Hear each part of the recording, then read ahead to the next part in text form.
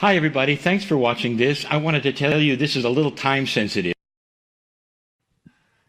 Greetings, dear ones. I'm Kryon of Magnetic Service.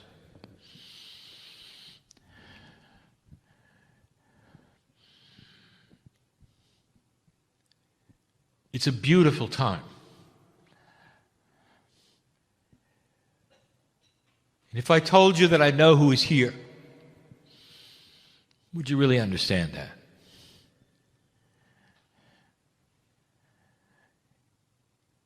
So many times you have heard me say, I know who is in the chair, I know who is listening. There are no secrets from God. I am from the great central source. I am a piece of the whole, like you are. Because I've never been a human being, I do not have the biases that you do of corporealness or 3D-ness. But I have the love for you based upon the work that you're doing.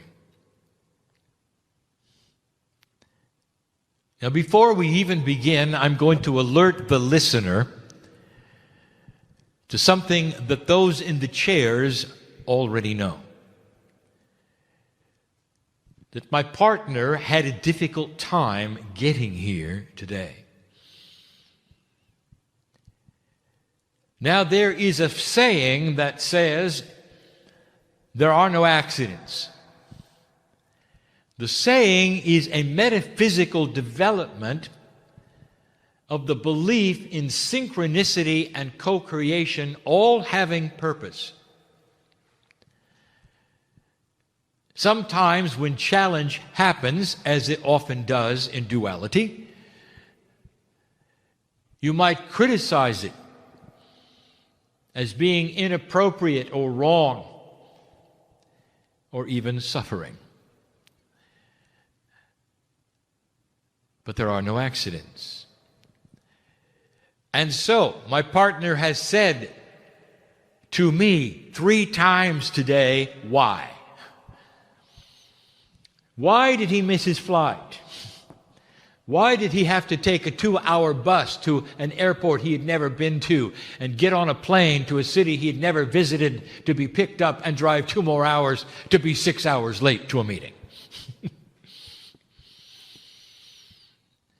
He's never missed a meeting. Not on this continent, and he didn't miss this one. But in the process of getting here, he asked why. If there are things to be learned, what are they? And why should he experience this and drag all of those in the room with him so that this is now a night meeting and it's almost 11 p.m.? I'll give you the answer. It's a metaphor and a lesson. It's not for him. It's for all of you. And I'm going to revisit this because it is the theme of this channel. The theme you've heard before. Things are not always as they seem. Here is the metaphor, and it is for the day, it is for the time on this planet, it is for many of you to see and understand. All of you in the room held a ticket for this event. All of you in the room, when you purchased the ticket, felt you knew when things were going to happen. Because of the linearity of how you live your life and the clock and what you expect, because of the protocol of what meetings are like, you saw yourself in advance here at a certain time during the day and leaving when it was over. You scheduled your time appropriately when you would leave, the drive time to home, all of that. And then suddenly it changed. How many of you were tempted to say, because it was not as expected, I'm not going? In this room, very few. But that's not the way it is in life. The start of this meeting happened after the time the other one was supposed to end. It wasn't just late, dear ones. It was over. And then it began. How many of you hold a ticket for something that you have been asking for a long time? You've paid your dues, dear ones. You got it in your hand, and then it didn't happen. I'm talking to a lot of you listening to me now, and both present and not present in this room.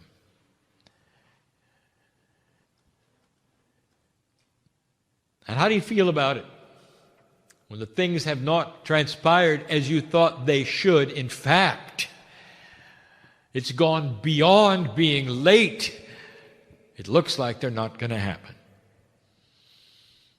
The healing that has been promised to you, the associations, the business, the reawakening.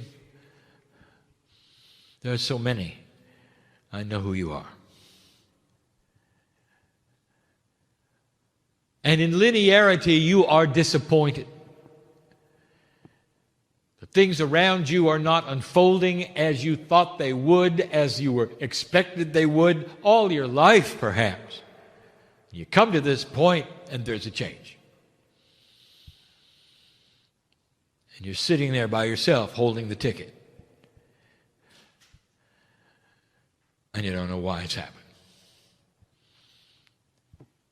And here's what I want to tell you for this instance. I want you to notice what this metaphor was today. You were asked to wait. And it didn't happen, and it didn't happen. You were asked to trust that it would, and it didn't happen. And then way after the fact, when it was even supposed to be over, there was still the chance it wouldn't happen. And then it did. For those in the room, in this tiny little metaphor, the entire meeting has now happened and you are at the end of it. And you can look backwards and you can say to yourself, I'm glad I didn't go home. You can say, I'm glad I waited through it. I had the ticket and I got what I came for.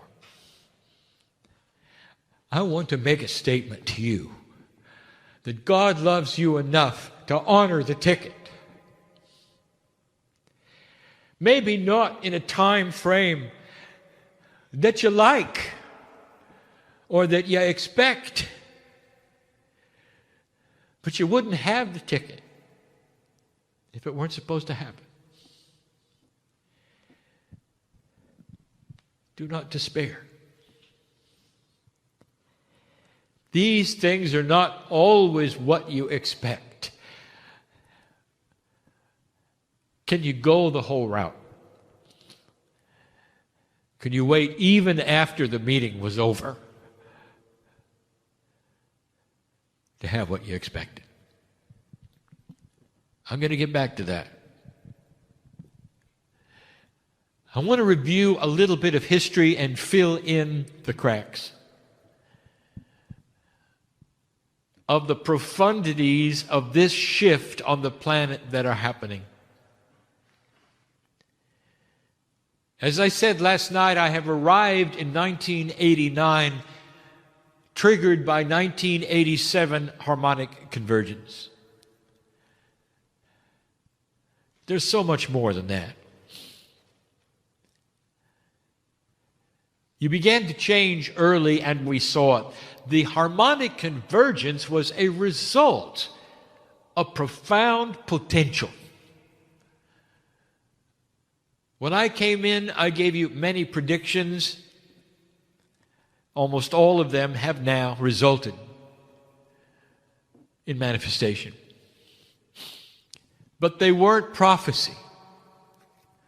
And I want you to understand the difference.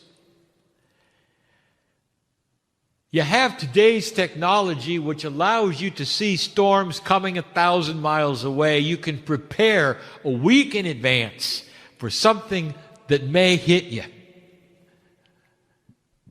And you'll be ready. If somebody were to do that 200 years ago, without the instruments, and say a storm is coming in a week, and then it did, they would be put on a pedestal. They would have shamanic abilities. They would be a holy person who could predict.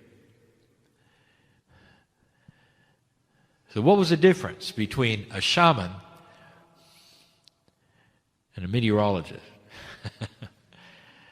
And the answer is that the meteorologist could see it coming and tell about the potentials from a distance. In 1987, that's what happened. We could see it coming. And in 89, when I came in and began the channeling, telling you the shift is at hand, the battle is at hand, light versus dark will be what you face from now for a few years.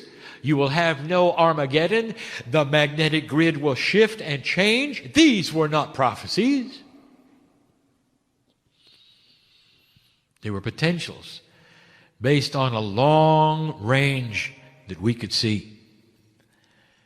We saw how humanity was shifting and changing in ways you could never see independently. For we had a picture of billions of souls all at once. I want you to understand that because of what I'm going to tell you next. We still have these potentials. We can still see what's coming based upon the same principles that allowed us to give you the first prophecies we gave you, which were potentials. We wrote about the indigo children because they were forerunners. Before the shift occurred, humanity started to change. The DNA actually within these children was different than yours. And it was different not in a chemical way, but in a quantum way. You're not going to see it in the microscope, dear ones. But you can see it in the actions and the consciousness that's represented. This was not a prophecy. We saw it coming based upon the potentials of human consciousness. Now, the indigo children, they represented a slightly changed human DNA that we told you was quantum. Based upon the magnetic grid shift, which is also quantum, and a consciousness shift of the planet. Someday you will see that human consciousness has physics and it is quantum as well. All of this to say one thing: they relate to one another, and we saw it coming.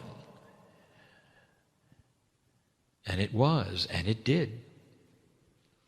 Isn't it interesting that more than 10 years before a potential shift on the planet, that the kids started to change anyway? Before December 21st, the middle of the precession of the equinoxes, way before it, the beginning of the shift represented in the children of the planet began anyway. I want you to pay attention to this, because this is the way it works. There is an anticipation factor. It has begun already. There are those human beings whose DNA is working above 33%, and you're going to recognize them and see them clearly. And some of them will take the form of children geniuses, and there's going to be far too many for coincidence. It's not a prediction, dear ones. It's a potential. One of the attributes of an increased DNA functionality is increased wisdom, increased intelligence, and the ability to see system resolution faster. Some of the indigo children already have that ability. Some of you are starting to receive it without having to come in again. That's what I want to talk to you about. What do you think calibration and recalibration is really about? Come on. Is that to make you feel better? How do you feel? Because it's not done, and you know it's not done. There are gifts being given to you right now, before the battle of dark and light has even actually begun. We are changing your DNA because you've asked for it, because you passed this marker. And the result, dear ones, is that corporally you are uncomfortable. This is all coming back. Did you hear me? How many of you lost your joy to live? Don't despair. The ones not in this room, necessarily the ones listening, don't despair. Because that joy is going to come back. How many of you just have had a bad day and remember it and went into perhaps a minor depression only to have it all come back later, and in retrospect you said, wow, I'm glad I didn't make any decisions when I was depressed. Well, I want you to think about that, because you need to hear that right now. This is not the time for some of you to be making decisions. Not only is it coming back, it's coming back and doubling. And we've said that before. Your gifts are being increased because your DNA is going to work far more than 33. You know what 44 is going to be? Long before the Tibetans are going to tell you, I'll tell you. I'll give you a hint. 4 is indeed a Gaia number, and that is something to look at. Is there perhaps a link to Gaia that you haven't seen before? Let me ask you a question. Why are the cetaceans in the Gaia group? That's just a little hint. What is 4 and 4 together? Manifestation. What is it that you might manifest when you get to 44? I will tell you that. Peace on earth. That is the potential. That's not the storm coming. That's the sun coming out. I've never told you that before, did I? See, things are not always as they seem. Things clear. And I can reveal things that perhaps I couldn't reveal last week, because the potentials are that much grander today than they were last week.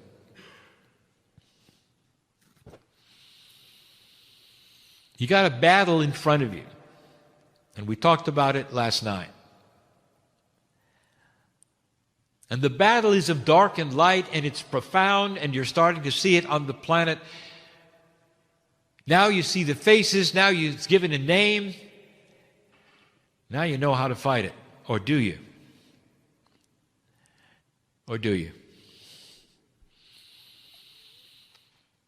My partner has mentioned to the crowds many times that it is time for good news on broadcast. That it has taken hold on what you have called the internet before.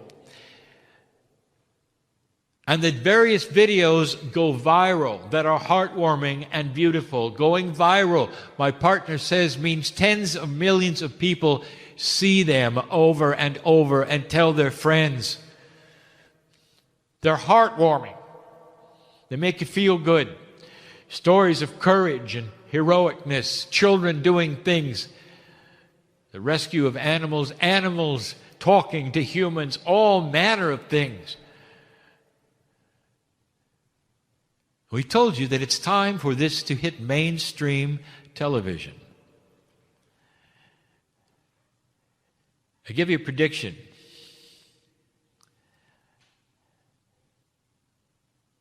The one who decides to fund this for the first time will have the same kind of fame that the one did who decided to start something called Google or something called Facebook. Paradigms which had never been seen on the planet, and others told them nobody could do it, nobody would be interested, and it wouldn't work. And today you see it. Not only did it work, it has become a paradigm. The one who decides to fund the new Good News Network will go down in history as changing the planet. The one who had the insight and the vision to know how new humans are thinking and make a commercial endeavor about it. Make no mistake, I'm not telling you that there is supposed to be a television channel that is New Age or that has Kryon. Hardly. Just let it be like the internet. Let it show the clips and talk about the stories and bring in the people and discuss it. And it will attract tens of millions of people away from the news, away from the horror. And the first people to see that this is going to be working are the advertisers. That's why it's going to work. This is the challenge. The first one to have the courage to fund this, endure the jabs of ridicule and laughter as they move the paradigm of the planet, will be famous.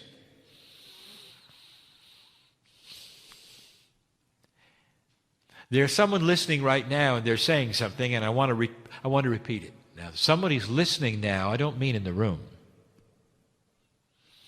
This is a hard concept for you, isn't it? That there's somebody in your future listening to this, and I know what they're going to say. Now, that is not prophecy, because I know who they are. And they will say, Kryon, this is ignorance and innocence, naivety. You've got this vast army building that is evil, that's given itself a name, that thinks nothing of murder on a grand scale. And you're going to fight it with videos of cute animals.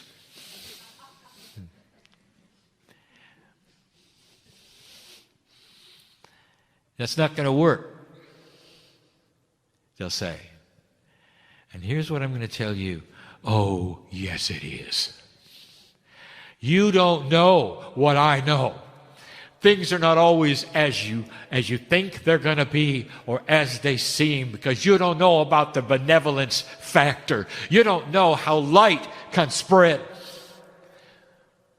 When humans start thinking a certain way and how it catches on and almost becomes contagious, and what that does to other humans, what the broadcast of these things worldwide can do to regular humanity. It's not just what you think in 3D. Let me tell you how it might work. Now listen. You have an enemy in front of you. Do you want to know how to win this battle? Do you want to know how to slay that enemy? Don't kill him.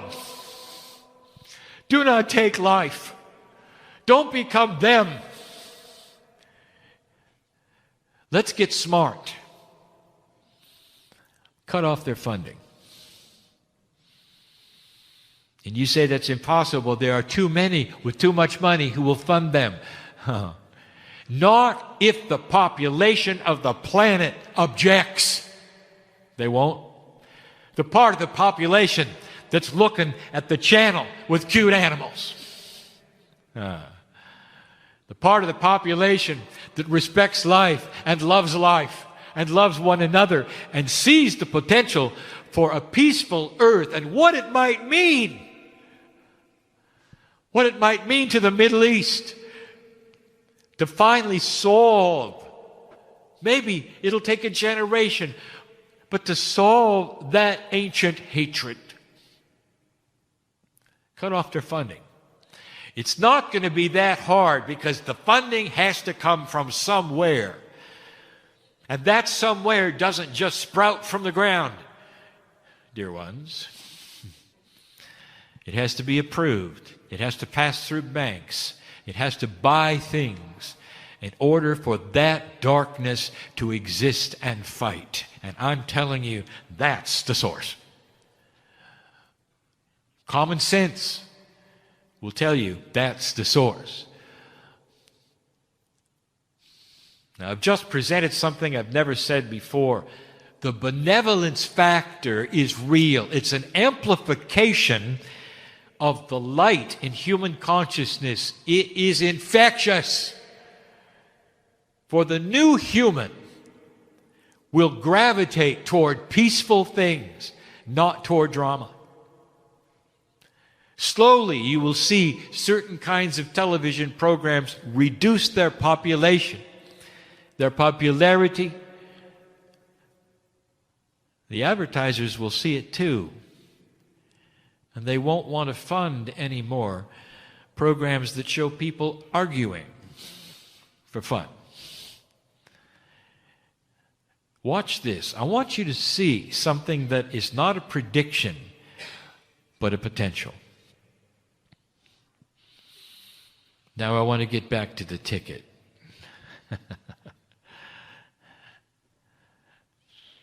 In 1987, you might say humanity purchased a ticket for a meeting. And the meeting would have a name. The New Jerusalem. And some of you know what I'm talking about. The city on the hill in peace. As goes Israel, goes the earth. And that is the focus.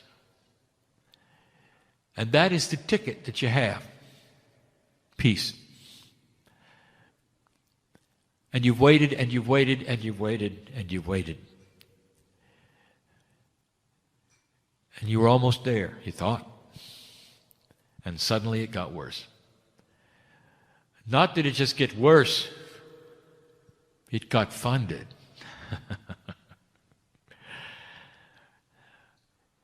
They can't win, dear ones, because you got a ticket. How long is it worth waiting for? And what are you going to do? Are you just going to hold it in your hand? Are you going to suffer through it? Are you going to be a victim wondering when it's going to happen? Or are you going to hold it up high and say, we deserve this, and it's coming. Let's go. Let's figure out how to defeat the darkness. We'll start with yourselves, becoming more gentle to one another, practicing on a micro level what the macro consciousness of the planet will have to learn. How long will it take? How long will you wait? The next time you're born, yes, when you reincarnate, if this earth is not yet in peace, I'm going to tell you esoterically, metaphorically, metaphysically, when you are born, you'll be holding a ticket. you will come in with this attribute. This is what you're going to want as a child. This is going to be your passion, and everything you see around you, if it doesn't agree with this, you're going to fight it. And you're going to fight it with that which you know works. Integrity, honesty, gentleness, compassion, action. It's infectious. That's the factor nobody expects, because it's not in 3D. It's not a prophecy. It's a fact. It's coming. And we see it. You've got the tickets. Don't put them away. Don't tear them up. Don't be discouraged. Hang in there. Because things are not always as they seem. I know your name. And I'm proud of you. And so it is.